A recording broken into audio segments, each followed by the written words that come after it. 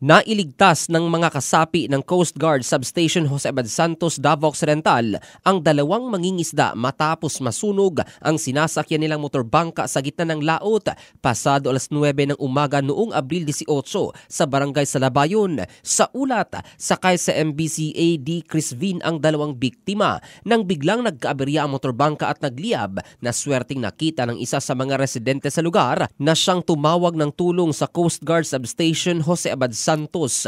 Mabilis namang rumesponde ang mga kasapi at naglunsad ng search and rescue operation at naabutan ang dalawa na sinubukan pang apulahin ng apoy.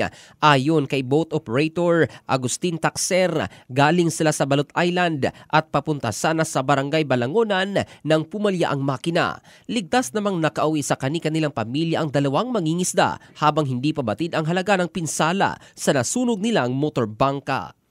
Ito si Jofel Candado in the heart of changing lives ng Brigada News Philippines, the Music and News Authority.